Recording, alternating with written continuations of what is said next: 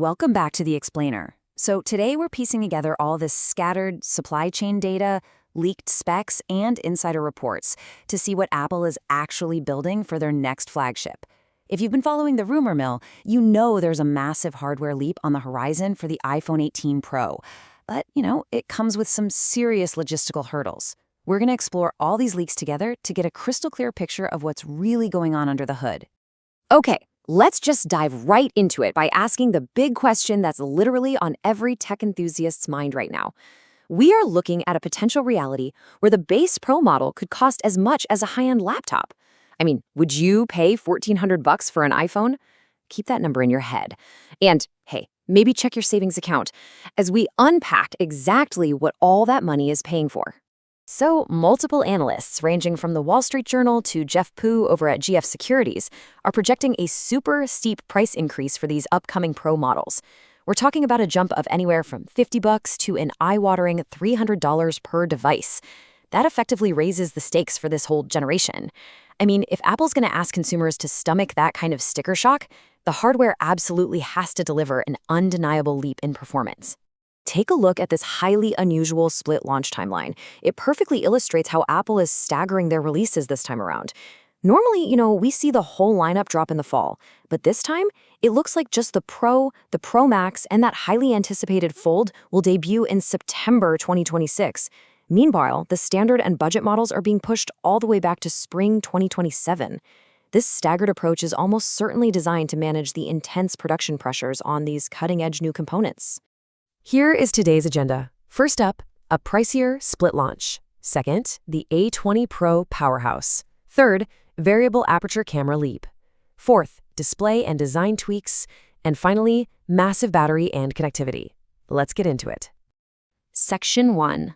A pricier split launch. When we look impartially at the supply chain data, memory shortages and rising silicon costs are really the primary culprits pushing up the retail price across the whole industry. There's a really specific bottleneck happening right now.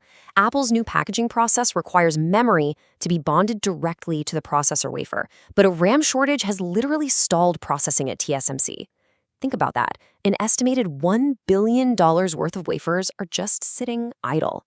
That obviously delays final assembly at Foxconn. To fight these rising costs, Apple is actually aggressively pushing its display suppliers for a 20% price cut on OLED panels. Section 2, the A20 Pro powerhouse. So the absolutely crucial point here is this massive architectural shift. We're moving from a 3nm to a 2nm process. Now, what does that actually mean for you? Well, it means Apple can physically pack way more processing power into the exact same microscopic space. The A20 Pro is slated to deliver 15 to 25% faster CPU speeds and, perhaps more importantly, 30% better power efficiency. In plain English, that means incredibly smooth, lightning-fast on-device AI multitasking without instantly draining your battery. Now, to handle all that raw new power, Apple basically completely redesigned the internal cooling structure. They're transitioning to something called wafer-level multi-chip module packaging. Instead of stacking the RAM right on top of the processor, which notoriously traps heat, the RAM is now physically moved right beside the chip. Plus, leaked schematics are showing off a massive new vapor chamber that spans almost the entire motherboard. Honestly, this is a total game changer for heavy users. It's going to drastically reduce thermal throttling when you're gaming or editing 4K video. So yeah, no more uncomfortably hot phones. And hey, speaking of RAM, you're getting a lot more of it. To run the new AFM Core Advanced models for Apple Intelligence, entirely locally on your device, jumping from the standard 8GB to a massive 12GB of RAM is absolutely essential. This is exactly what unlocks those lightning-fast, privacy-focused AI capabilities right in the palm of your hand. Section 3. Variable aperture camera leap. Okay, this is huge. This generation finally introduces a variable aperture to the iPhone. Instead of relying entirely on software algorithms to kind of fake a blurred background, a variable aperture gives you physical, mechanical control over your lighting and depth of field, just like a real dedicated camera. A physical mechanism inside the lens will actually open and close to control exactly how much light hits the sensor. Seriously, this is a massive leap forward for smartphone photography. Industry insiders are already calling this the biggest leap in camera hardware we've seen in quite some time. By bringing this physical variable aperture to the 48-megapixel main sensor, Apple is actively bridging the gap between a smartphone and a professional DSLR.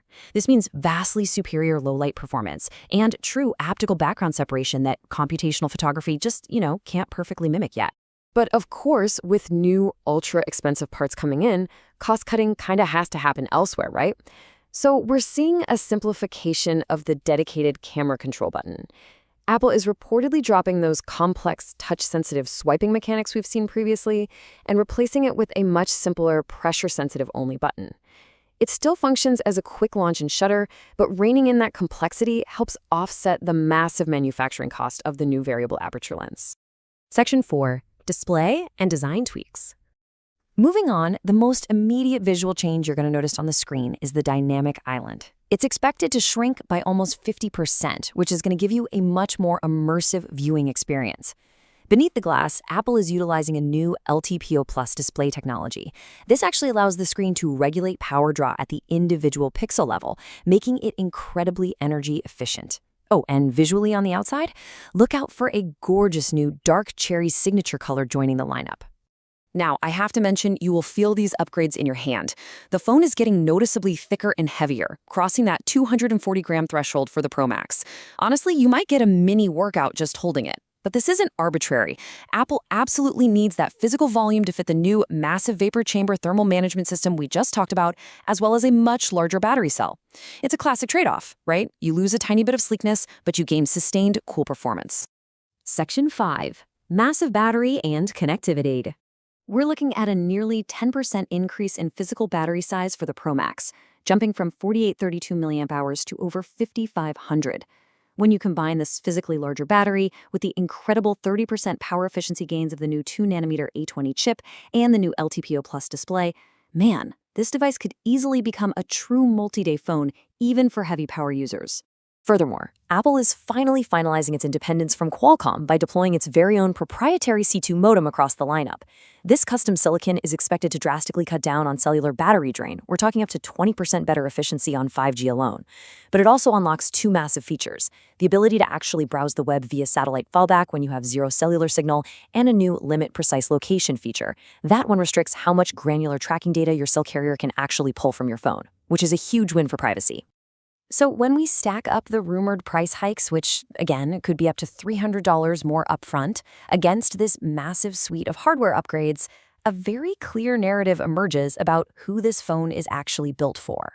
Yes, it's thicker, it's heavier, and it's definitely more expensive, but in return, you're getting a DSLR-like variable aperture camera, a 2nm powerhouse chip capable of real local AI, and a battery and thermal setup that literally rivals some laptops. Which brings us right back to our final thought. Given the advanced thermals, the massive leap in camera optics, and the potentially multi-day battery life, does this actually justify the sticker shock for you? Are you going to be lining up for the Pro this fall, or are you holding out for the cheaper spring releases? Think about how these specific hardware changes would actually fit into your daily routine. Thanks so much for joining me for this explainer. Keep learning, and I'll see you in the next one.